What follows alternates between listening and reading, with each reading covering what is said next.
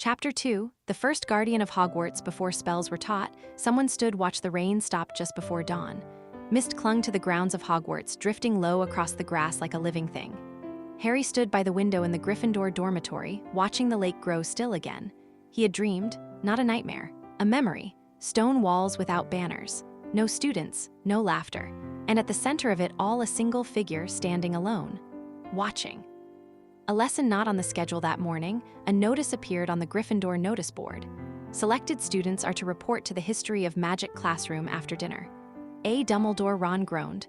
Please tell me this doesn't involve more homework. Hermione's eyes sparkled. History lessons don't get called at night unless they matter.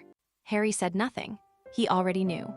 The story before the classroom was lit by floating candles when they arrived.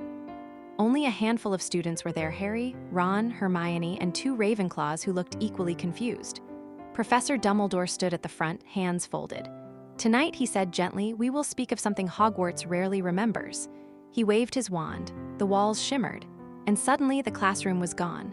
They stood in a vast stone, Hallen-finished, raw, ancient. This, Dumbledore said, was Hogwarts before it was a school. The first guardian before teachers, Dumbledore continued, before students there was a guardian. A figure appeared before them, tall, cloaked in pale light. Not a ghost, not quite alive. They were not chosen, Dumbledore said softly. They answered. The guardian did not fight enemies. They watched, they listened. They felt every shift of magic in the castle.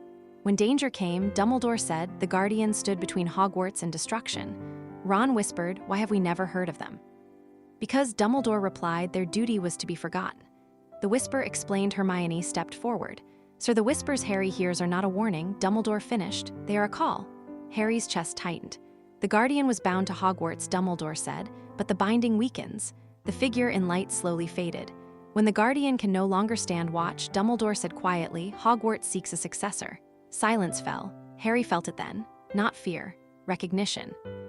A choice, not a fate. No, Harry said suddenly. I don't want that.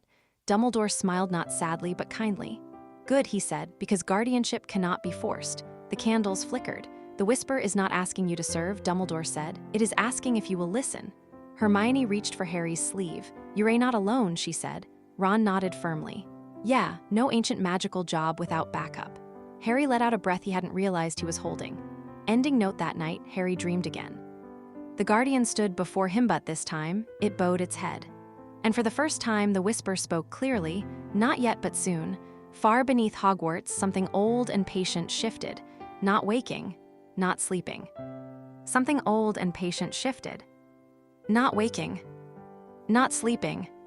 Waiting to see who would answer.